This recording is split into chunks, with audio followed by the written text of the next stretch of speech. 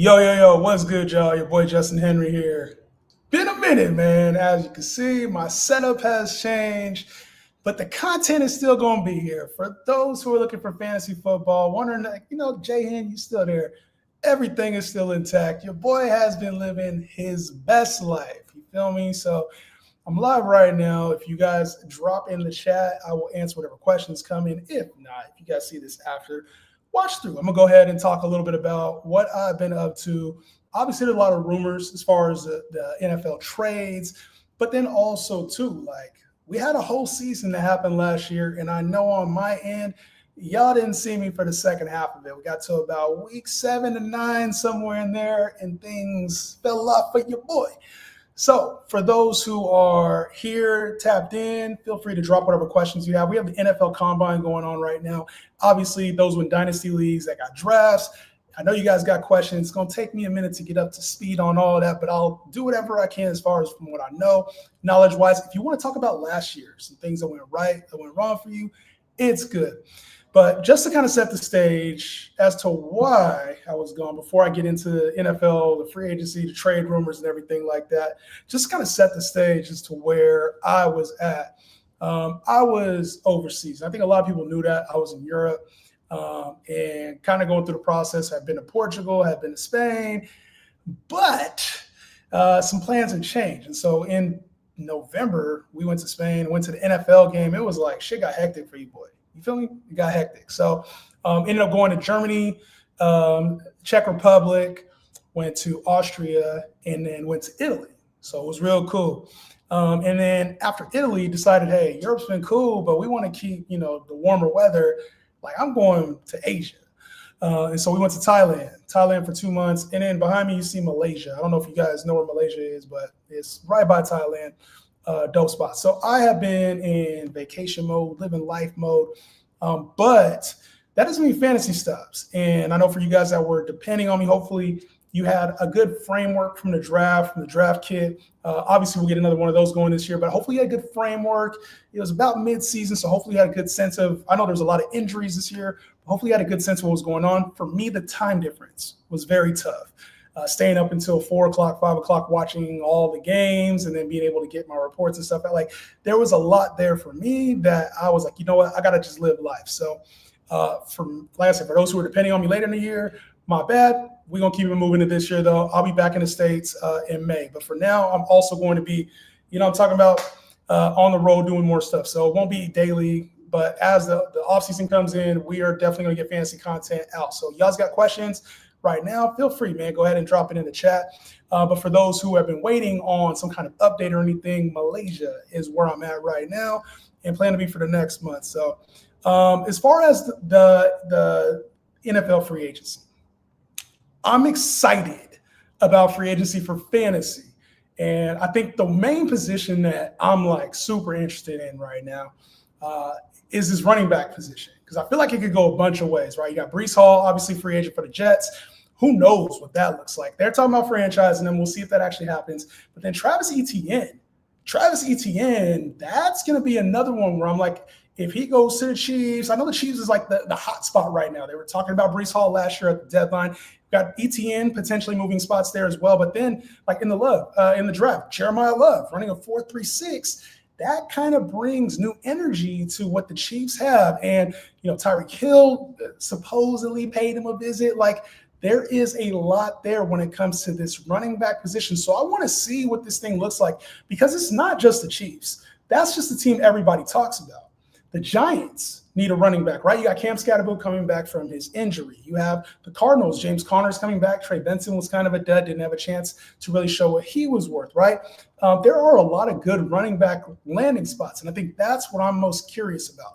Where do these running backs end up? So if you guys got players, let me know. Jeremy, what's good, bro? Tapping in, man. Said, JHEN, what's good, bro? Listen, things are phenomenal right now. I have been on a life trek. Like I said, we visited 12 countries in the last 5-6 months, and we still got more on deck. So appreciate you tapping in. Jeremy. Ray, what's popping? My boy? Things are good on this end. Like I said, hopefully y'all won your fantasy championship. It's been a minute on the content, but I want to go over the top free agents and discuss where I think the best landing spots will be for them. So if you guys have free agents you want to know about, dynasty questions, if you got trades, feel free to drop them in. Iris, what's popping? What's popping, Iris? What's popping? Let's take a look at the free agent board. I know one of the biggest free agents that people want to talk about from the receiver position is Alec Pierce. That seems to be like the hot commodity. For me, I don't really think Alec Pierce is a 1. I think he's a 2, and he's probably going to go to a spot and probably have an elevated role for who he is. So be careful with Alec Pierce. I think that's a name that, like, he played for the contract, is going to get the contract. I know he was a former second-round pick, but just be careful with Alec Pierce if that's who you're looking for to kind of like rely on, or you're planning on him being like a wide receiver 2, wide receiver 3 for your team. Be careful with Alec Pierce. I think he goes to the wrong spot and gets a 4-year deal. Ain't the best situation for you. Cool, man. What's good? What's good? What's good, bro? What's popping? He said, I know. Oh, normally I got the hat on too. I ain't got the hat on yet. Normally I got the hat on. My bad. I know you're not the biggest fan of rookies from what that's how you know I'm rusty. That's how y'all know I'm rusty. I ain't even had a hat on. I know you're not the biggest fan of rookies from what I remember, but how are you feeling about Tate after his combine? Carnell Tate, obviously a little slower is what they're saying. Obviously a little slower on tape than what they wanted. But, I mean, sometimes the talent speaks. And I think this is the big point that I want to make, cool, man, about the combine in general. I think for people in fantasy, the combine is not as important as where they get drafted. A lot of times you can find, value in some players because they ran a fast 40, or because they're more athletic than it looks, or they run through the drills really smoothly. But I think what happens in fantasy and in dynasty specifically is we get so attached to what was their 40 time. Really the 40. That's really what matters for most people. It's height, weight, hand size. But I think where that really matters is at the NFL level, because you can have a great combine warrior that doesn't perform. What a combine typically does is it maybe raises the draft stock of somebody who we kind of already had graded, or maybe it pushes a team away because they see he's a little slower, or they see he's not as strong, right? And so I think about like Apuka, who ran a slow 40, or you have some guys who play fast. Anthony Richardson probably elevated his stock based on his, athletic ability. So when it comes to like rookies, Tate specifically, or the combine, it is what it is. It's just a showcase of talent, but there's years of film on these guys, which is absolutely more important than any 40, vertical, etc. So I think for those who are looking for like combine gems, or like somebody who can run a 4.3 in the 4th round, and you're looking for 6.4, 5, a lot of times we already know who those guys are, and that's why they're already on our draft board. So be very, very careful with the combine, and specifically looking for players based on the combine and drafting them in dynasty. All right. Tyreek Hill. Tyreek Hill is a very interesting case. Now, as far as free agents, I think, we got Mike Evans, you got Alec Pierce, but you're right. Tyreek Hill is a name that we do need to pay attention to, especially if he goes anywhere near Patrick Mahomes in that Kansas City offense. They got Eric Bieniemy as the offensive coordinator back, so this could be a reunion of sorts for Tyreek Hill. The major problem is he's dealing with the significant knee injury, which, as a speed guy, that's what Tyreek has always done, right? He's been a burner, uses speed downfield. And it's like, once that has been impacted, are we getting the same player? You guys know, for those who have been around the channel for a while, y'all know I like drafting older players reliable. But then there's also a point where I say, okay, when is the risk worth the reward? And right now I get concerned about Tyreek Hill. Is the risk worth the reward unless he goes to KC? Or he's tied to a really good quarterback. So I think when it comes to Tyreek Hill, I want to see a landing spot. But in Dynasty, I think if you're not buying him at wide receiver 2 or wide receiver 1 prices, I think that there's a very high ceiling if things hit. It's just that ceiling, hitting that ceiling is like 10, 15%, as opposed to the failure of that, probably closer to 75, 80% failure. So when it comes to Tyreek Hill, maybe I'll draft him as a flex, wide receiver 3, depending on where ADP is in redraft. In Dynasty, if I'm a contender, I might want to do it now before he goes to a KC, before he gets paired up with a good quarterback. But just know he could miss a portion of the season to start on PUP, IR, And he could also just not be the same player. And if he goes to KC, they already got Worthy. You already got Travis Kelce, looks like he's coming back. Rasheed Rice. You got Patrick Mahomes coming off an injury. There's still a lot there when it comes to Tyreek Hill and making sure that he has available targets and available talent that's still left with him. So be careful with Tyreek Hill and overpaying or thinking the name Tyreek Hill is going to save your fantasy team. That's what I would say. So in the meantime, I do also want to talk about a couple other quarterbacks. I want to talk about Kyler Murray. I think Kyler Murray is very intriguing. And this is a player that, for me, I have a lot of thought process about, right? So when it comes to Kyler Murray, like, what are we getting out of this dude now?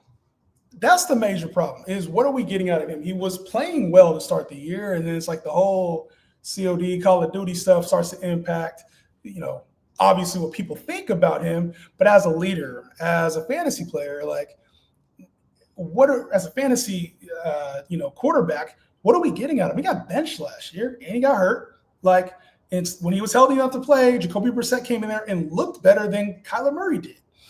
So Kyler specifically is probably a trade candidate to go somewhere, maybe even a cut candidate. And it's like, where does he really go? A lot of teams are going to be looking at quarterback in the draft. Obviously, you got Mendoza probably going to the Raiders. Do they need a backup? I don't know what that's looking like. But you do have some teams in need of a quarterback or potentially even a transitional quarterback. If you think about like the Pittsburgh Steelers, might need a quarterback to transition after Aaron Rodgers is there.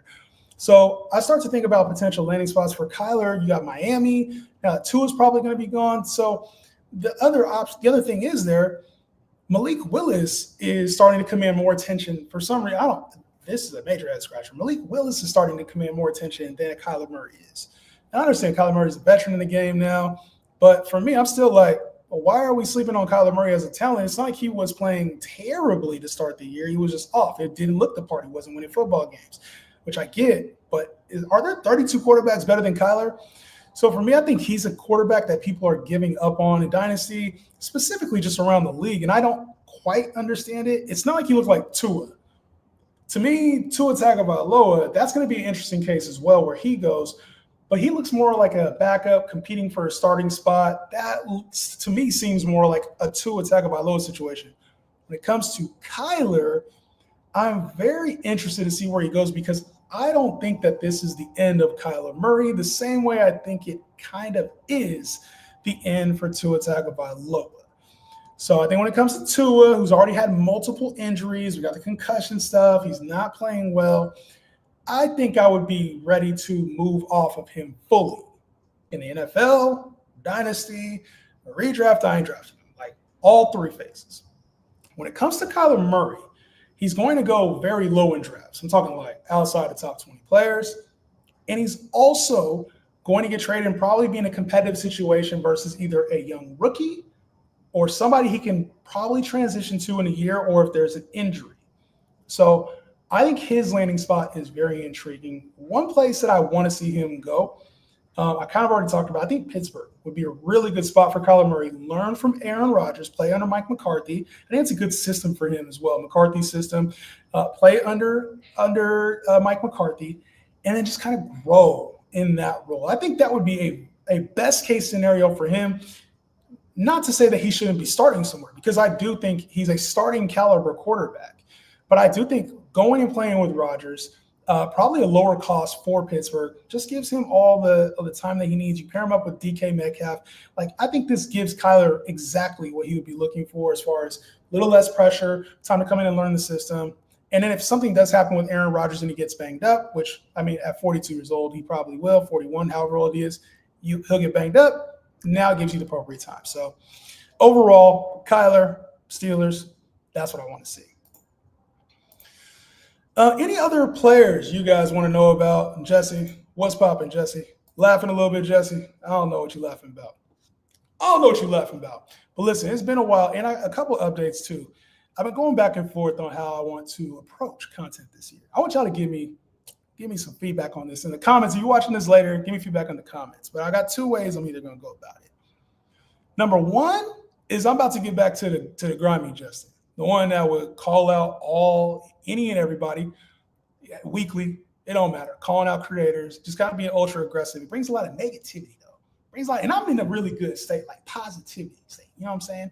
That's the one case that I think I could go and like really kind of like wreck shit again, like I used to.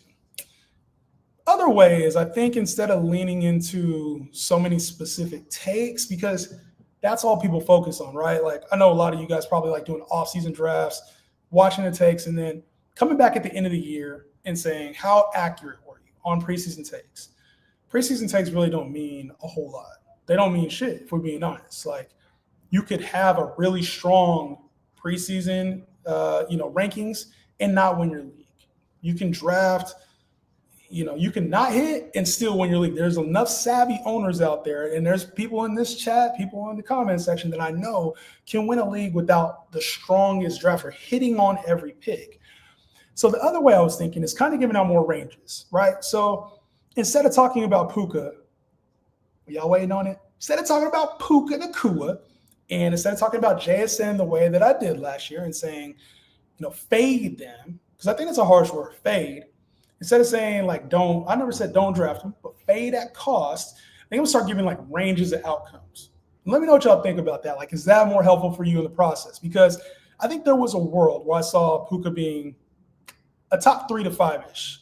If Devontae Adams didn't hit, or I did not expect MVP Stafford. If anybody else did, you flat out lying. But I think I expected like Puka could do this. I didn't really say that a whole lot because you had to lean onto the flaws when you're going back and forth, right? Same thing with JSN. He was, Clint Kubiak came in there, but you were relying heavily on Sam Darnold looking like the Darnold that he looked like this year and winning a fucking Super Bowl. So I think for those cases, I want to have more of a range. Like Brian Thomas, I talked about the ceiling, right? I talked about Randy Moss-like ceiling. I still remember y'all think I'm going to go back over all of the good and bad takes I had, right? Michael Penix, Patrick Mahomes, I know what I said. I always remember what I said, and we're going to address it. Brian Thomas, I talked about him having a Randy Moss-like upside. I didn't really talk about the downside with taking him.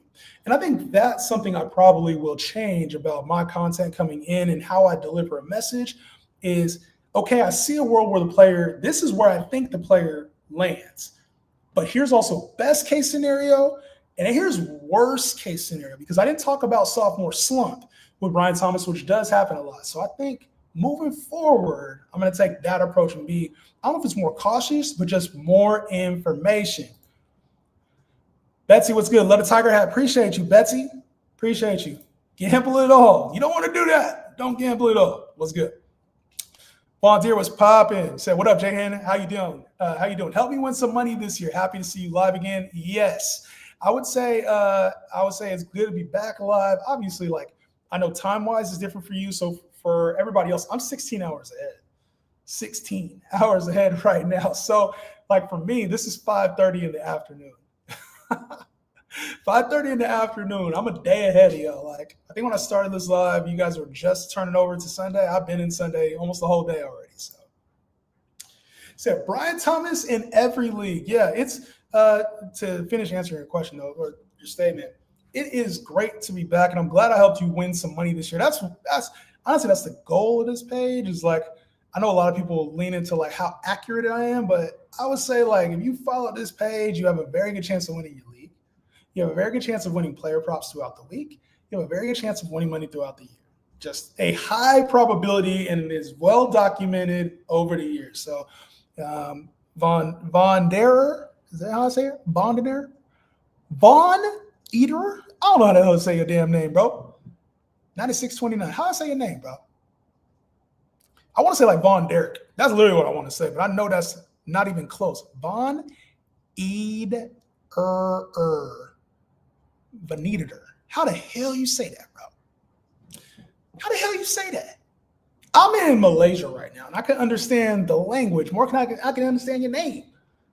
How is that even possible, bro? Nah, but yeah, it's good to be back live, man, talking a little shit. And obviously, like I said, this year I got some, you know, fantasy football training camp year two. We will be back. The draft kit will be back. I got a couple other things I'm working on. I don't know if I'm gonna get it done. A couple of things I want to work on, bring something new to the community. For sure, we'll see fantasy football training camp two, part two. You'll probably see a link to that later this month, so you can get early access and shit. But yeah, we will win more money, and like I said, a couple other changes here. Hopefully, we'll see how it looks at the end of the year. I don't want to promise nothing because I am living my damn best life, bro. There is, I don't know if you guys are familiar with Kuala Lumpur, but the second tallest towers in the world are here. They're literally right around the corner from me. The second tallest towers in the world are here. They're actually kind of dope. I took Brian Thomas in every league. Listen, I took Brian Thomas in a lot of underdog leagues, a lot of leagues in general, and probably more than I should have. Hold on a second.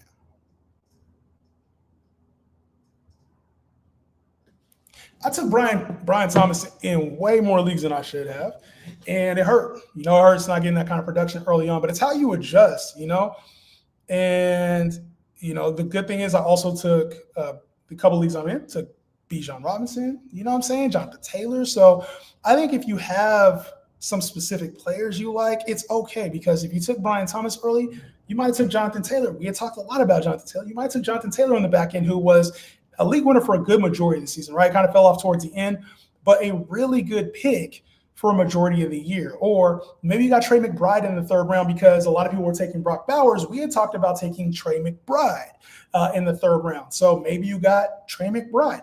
So there was other ways, even if you take I'm assuming you said you won some money this year. So I'm assuming Brian Thomas did you well, bro. I'm assuming that pick didn't hurt you as much as everybody else thought it would, but I can understand those who took him first round. I can understand. It probably hurt, but 1:25 a.m. Get some sleep, Jeremy, bro. You ain't got to watch this, bro. Unless you just up chilling, I'm down for it. Have a drink. I don't know what the hell you're doing at 1:25, bro. But you need to get some sleep, bro. Get some sleep. You know what I'm saying? I just went live. I was like, listen, it's been a while. I felt good. I knew it was coming.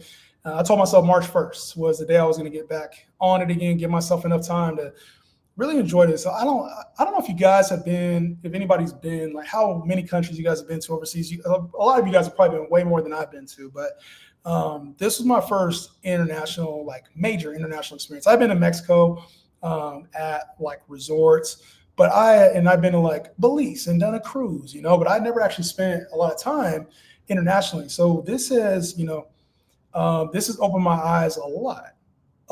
And just seeing everything that's out there for the world right now, everything that's out there in the world right now and how it impacts you. People live differently, just going across Europe, going across Asia, and it gives me a better understanding of people in general. And it sucks because like I said, football over here is different. I don't even I was watching The Zone, is the sports provider out here. They don't care about football out here, bro. I can't even watch football. It's so hard. It was hard to watch the Super Bowl. I had to watch it, on one of the streaming sites. You guys know what I'm talking about. But it was hard to watch football this year, and I didn't miss it. I didn't miss football. Just getting the updates was good because of what I was doing and how I was kind of thriving and living life. So for those who are here now and will be in the future, we're back to the football. But this has been an important year for me. I turned 40 this year. I didn't get to celebrate that with you guys, but I turned 40 this year.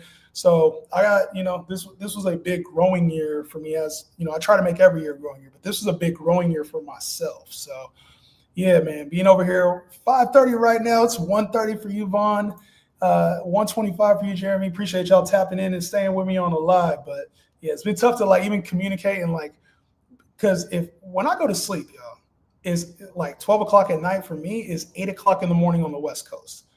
And then when I wake up, 8 o'clock is on the West Coast, it's 4 o'clock in the afternoon, I want to say. So it's very tough, to get live and I don't know. Sound like a bunch of excuses, which probably it is, but I'm living life on vacation. So y'all will get a lot more of me now, just off hours. And like I said, we're going to be talking trades, free agents, whatever it is. Von Ederer. Von Ederer? Why? Is that your last name?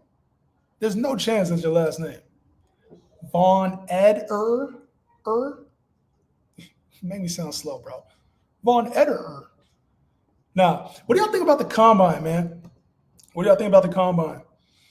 What's up with that receiver, the one that was looking all crazy, looking he was on Demon Time, talking about Amon-Ra St. Brown. What was his name? I gotta find his name, bro. What was his name? The receiver that got interviewed about his top 3 receivers. He says he plays like Amon-Ra St. Brown. I'm like, he was looking crazy. I think it was Malachi something. What was his name? I gotta find him real quick. What was his name? Malachi Lemon. Lemon, bro. These dudes be answering questions than Fernando Mendoza, not said Francisco, my bad. Fernando Mendoza, I mean, he sounded like something straight out of Sims. You know what I'm saying? I'm like, bro, like he had all the right answers. Like NBA 2K, you answer the questions there. He sounded like that for the NFL. I just want to be a good teammate. I don't care about the individuals. Just like every perfect answer. So I hope that guy kills it in the league. I'm like, man, I feel like he has all the personality of like a winner, says the right thing, does the right thing, but he kind of gives off Russell Wilson vibes. But Russell Wilson was a winner type quarterback. So the Underwear Olympics. Yeah, I ain't watching the Underwear Olympics. I ain't watching no Olympics, bro. I feel like out here, it's been tough to watch anything. Only thing I got to catch a Muay Thai fight, which was super dope. I don't know if y'all ever watched Muay Thai, but I got to catch a Muay Thai match. That shit was dope. The one that was looking crazy, yeah, bro. He was like, I don't know what was he doing, bro. Like, was he trying to like? I don't know if that's just his personality or what. If he was just trying to show he's on demon time, like it looked kind of crazy, bro. I was like, I wouldn't drop you just for that reason. Like, you gonna come at me crazy? Like, I don't know. I wasn't feeling it. Was Lemon on something? Malachi Lemon, bro, all I know is you better become a good receiver because otherwise you're just going to be a meme, bro. You're going to be a meme. I don't think it's intentionally. I think these young kids all deserve a chance. And, like, that's a lot of pressure, too. Like, how do you want to come off? Do you want to come off as somebody like, I'm intense, I'm ready to go? Like, you never know what the messaging was. But I'm like, bro, you was on demon time a little too much, my boy. Just answer the question the right way. What you over there staring down reporters for? Like, these are, I think my boy, so I don't know if you guys, Trent, I don't know if Trent's been on this page. My boy Trent was the one who asked him the question about his top 3 receivers. Shout out to Trent, man. Y'all don't follow Trent's page. Flag on the Play is his page. Go follow Trent. Flag on the page. They do a bunch of debates back and forth, but he interviews a lot of players. Shout out to the boy Trent. But yeah, I don't know what his deal was. Like, there's being intense, and then there's like, being weird. I think he kind of came off as weird, but that's what happens when you're a kid try to make it to the league. I cannot tell what emoji that is, bro. I'm old, dog. I'm old. I can't tell what emoji that is, bro. I don't even look at what is that? Is that a weird emoji? Like, what the fuck is that? What is that? What is that? The combine's interesting because I think we put so much stock into like, oh my God, he looks athletic. The tight end that's going crazy. There was a linebacker, the one that was jumping like he was like 6'6", had a 43-inch vertical. Like, I feel like the combine is crazy because we get these, the people we've never seen some of these guys. Quarterback, what's his name? Why can't I think of his name right now? The quarterback, the one that's like 3rd, 4th round quarterback. What's his name? The one that ran a 4.3 40.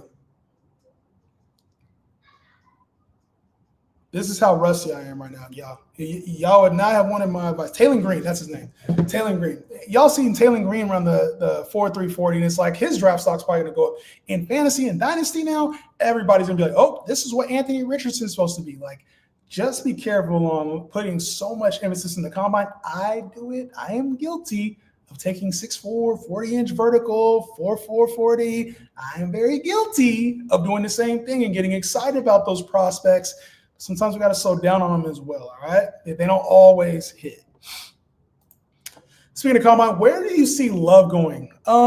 This is a very good question, by the way. So, Jeremiah Love, obviously talented running back, going to be productive in the league. I think he's going to be better than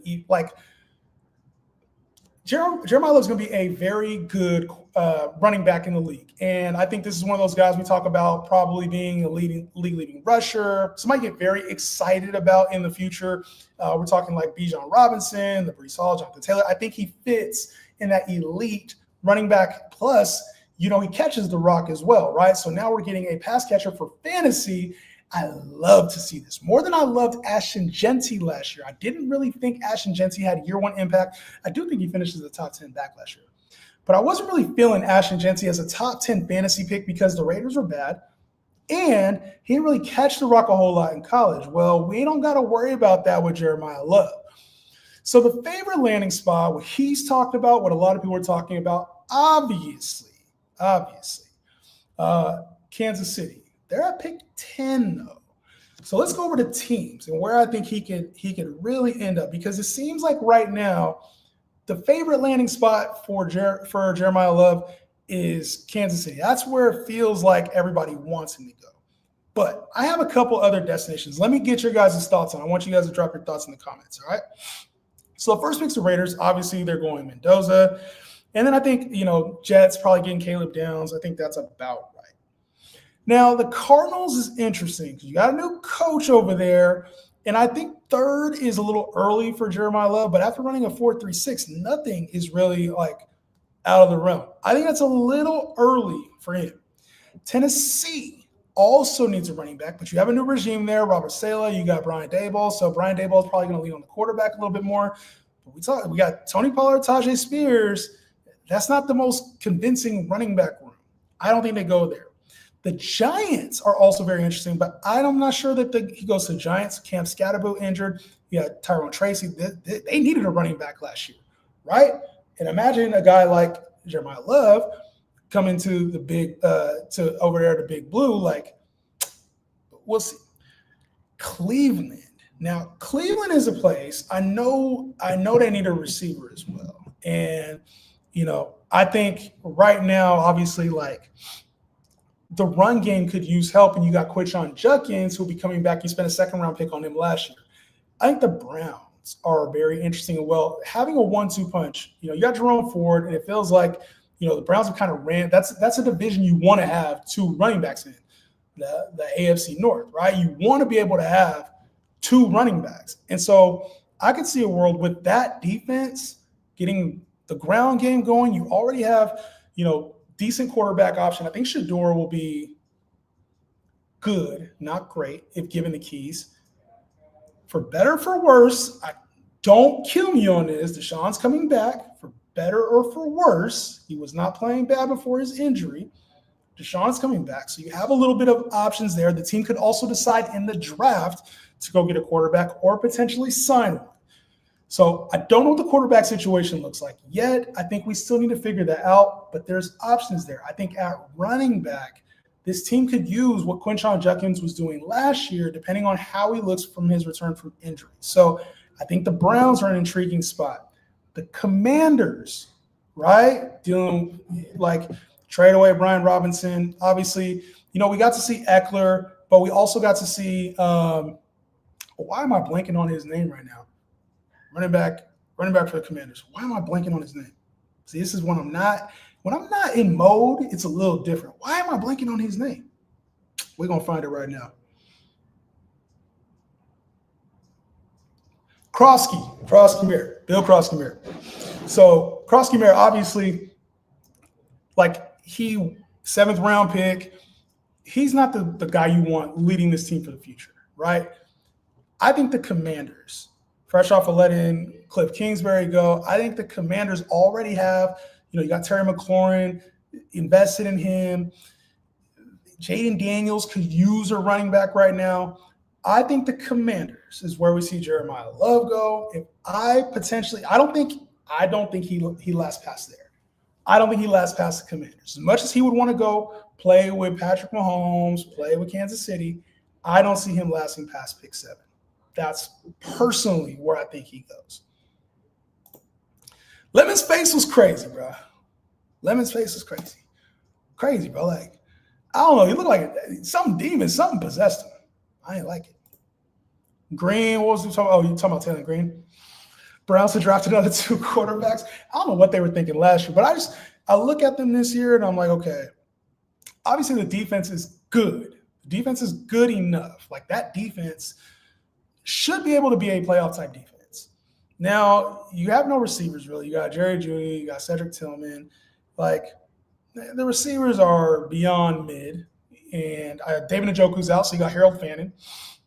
But I think this team probably will address like offensive line, and I think at the running back position they'll probably pick somebody else up. I don't think Jerome Ford is the answer as a backup. Dylan Sampson's not really the answer as a backup. But yeah, it wouldn't surprise me to see him get a quarterback in the third round. Shador, I mean, Pro Bowler Shador Sanders, which is wow, that's a whole nother topic. Pro Bowler Shador Sanders. I think Shador is good enough to start, and I think he'll progress. And you get somebody in there, you get Todd Monken in there who can kind of put pieces around him and make him thrive. That's the one thing is though they're going to air it out. I just think that they needed something to kind of slow teams down with the run game. We'll see. We'll see what they do with the quarterback position. Deshaun Watson, I think he comes back and has an opportunity to compete for the starting gig. Wouldn't be shocking to see them get. I don't think like a Tua or a Kyler comes in there. Wouldn't be shocking to see another quarterback come in there though. I like the Commanders a lot too, especially with all the JD injuries, but also their defense is terrible. Yeah, I could see them getting some help on defense. But I think the Commanders' defense was a little underrated at times last year. It did need some work, but I think part of that was because their offense also wasn't. It was a little more stagnant too with Jaden Daniels being out. So I think first of all, Jaden Daniels got to be healthy, but second of all, like that team in general just had a ton of injuries, and so I think when Jaden Daniels gets back, you already got your receiver. The line is decent. I think the defense was decent. I don't think it was terrible. I think it was terrible because their offense was also bad. But I think the Commanders would be in a really good spot for Love. And then you have a really good core because Terry McLaurin is, 28, I want to say? He's got another 3-4 years left. Debo, I don't know if Debo returns, but you got Luke McCaffrey who started – he looks like he could be a good secondary receiver on that team. They probably could sign somebody else. They may be re-signed Debo. But I think Jeremiah Love would fit really well with the Commanders personally. So I agree. Any other questions y'all got for me specifically? One thing I just want to give an update on the frequency, probably once a week right now if you're at baseline, once a week, probably a little bit more. Going to be working in some NFL content, some NBA content. I want to kind of broaden from just fantasy and talk real as well because I think I have more to offer than just fantasy. I know that's what I'm known for and what people need me for, but I'm a little bit more versatile than just fantasy. So, I mean, we talk about the game. We talk about X's and O's a lot on this page already. So I think I'm going to start to show a little bit more of that NBA content as well. Like, I understand this stuff at a very good level, I would say. I'm not fucking, GM or anything, but I think enough to be able to help you guys with your fantasy leagues and also, like, talk NFL, help you guys make winning bets as well. So that's my intention this year is to do more of that. Get you guys an awesome fantasy football training camp and help you guys win your fantasy leagues this year. So I'll be traveling throughout for the next couple months until May, and then I'll be back in a new state. I'm actually moving as well. But, yeah, I will be back very soon to talk that. But, yeah, there's a lot in store this year. Obviously, things will ramp up here after the draft in April. We'll be full swing by then. So for now, if you guys have questions in the comments, I didn't answer a bunch of them on vacation before. This is a slower month for me. Hit me on IG, hit me on Twitter, hit me on TikTok. Things are a little slower for me right now. So if you got a dynasty question, trade question, whatever, feel free to drop it on me, DM, personal. It's all good. Website will be updated here in the next month or two. For those who are depending on the website, I think about week 5, week 6, content stop there. It will be back up and going. So just know that there was a pause button, not a delete button, not a stop button. It was just a pause button for a little bit, but we back in it. So other than that, if y'all don't got any other questions, I'm going to get off the chat for a little bit and give you guys a chance to enjoy the rest of your Sunday morning, whatever it is out there. And I'll be back soon. All right. Much love to y'all. Peace out.